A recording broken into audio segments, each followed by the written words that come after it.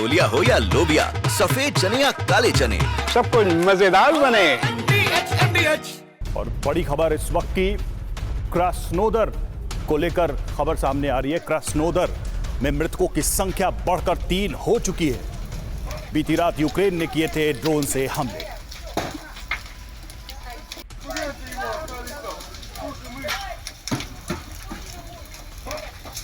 Krasnodar की तस्वीरें Ukraine के अटैक के बाद यहां ये हालात हो गए हैं और जो जानकारी है उसके मुताबिक अब तक 3 की मौत हो चुकी है इस हमले में।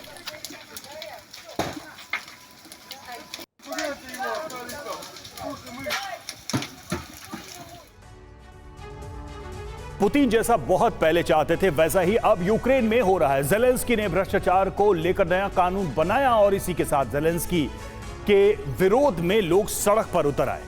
अब रूस इस मौके का पूरा फायदा उठाने में जुट गया है। यूक्रेन के भीतर उथल पुथल के बीच रूस यूक्रेन के नए इलाकों पर कब्जे की कोशिश में है। खुफिया एजेंसी ने जेलेंस्की को चेतावनी दी है कि रूस यूक्रेन में विरोधियों को उकसाकर तख्ता पलट की कोशिश में जुट गया है। जेलेंस्की के लिए नई चुनौती है। फ्रंट लाइन पर जंग की नीति बनाए या फिर देश की सड़कों पर मौजूद इस भीड़ से निपटे।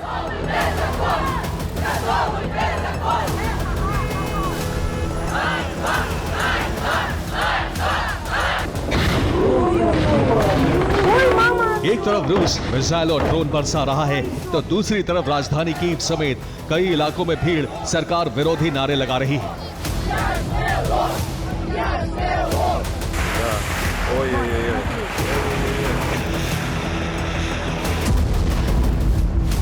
यूक्रेन में प्रदर्शनों की शुरुआत के बीच रूस की 2 नई रणनीति के संकेत मिले हैं। पहला ये कि यूक्रेन के नए इलाकों पर कब्जा किया जाए, दूसरा ये कि यूक्रेन को और अस्थिर करने की कोशिश की जाए।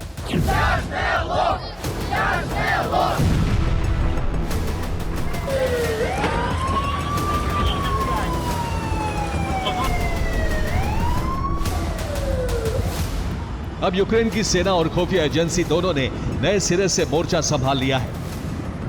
पहले रूसी सेना के एक्शन के बारे में जान लीजिए।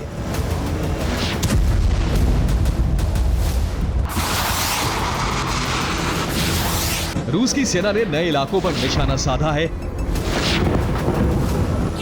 रूस की सेना ने सूमी में कब्जा अभियान तेज कर दिया है। चेरकासी में हमलों की शुरुआत कर दी गई है। माइकोलेव में भी रूस ने कब्जा मिशन की शुरुआत कर दी है।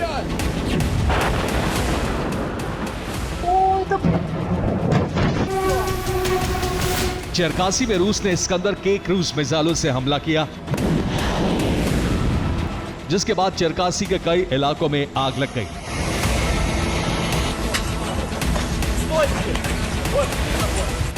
चेरकासी के रिहायशी इलाकों पर हमला किया गया। चेरकासी में 6 लोगों को अस्पताल भेजा गया। मिसाइल हमलों से 20 से अधिक इमारतें नष्ट हो गई।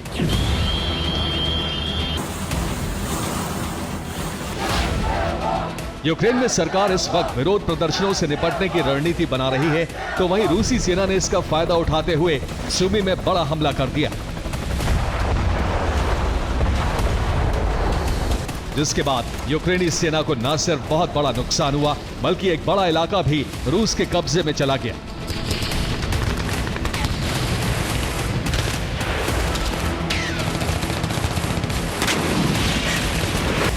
रूसी सेना ने सूमी के वाराचीनो इलाके पर कब्जा कर लिया है। सूमी में 24 घंटे में 405 यूक्रेनी सैनिकों की मौत हुई है। यूक्रेन के एमएलआरएस, होवित्जर और कई वाहनों को नष्ट कर दिया गया है। मिकोलेव में भी यूक्रेन ने ड्रोन से हमले किए, जिसकी वजह से बड़ी तबाही हुई है।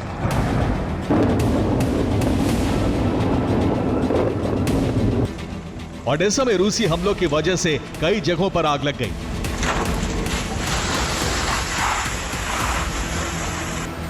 रूस की सेना एक तरफ कब्जे का मिशन चला रही है तो दूसरी तरफ रूसी खुफिया एजेंसियां भी एक्टिव हो गई हैं।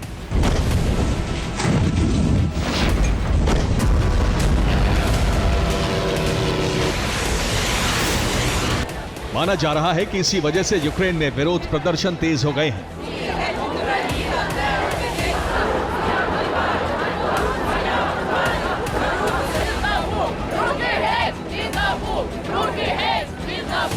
रुके कीव से सबसे पहले प्रदर्शनों की शुरुआत हुई थी।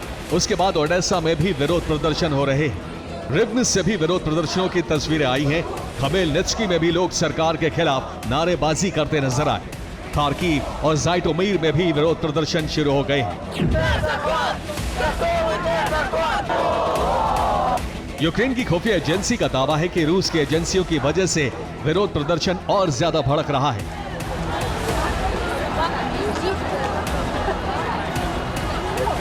रूस इस हालात का फायदा उठाना चाहता है। दावा है कि रूस ज़ेलेंस्की सरकार की छवि खराब कर रहा है। यूक्रेन को विदेशी सहायता रुकवाने की कोशिश है। खुफिया एजेंसी का दावा है कि रूस देश को अस्थिर करने की कोशिश कर सकता है। यूक्रेन में विरोध की वजह एक नया कानून है। रूस के साथ युद्ध की शुरुआत के बाद से यूक्रेन में कभी इतने बड़े पैमाने पर प्रदर्शनों की शुरुआत नहीं हुई। यूक्रेन के लोगों की नाराजगी की वजह है यूक्रेन में बनाया गया एक नया कानून।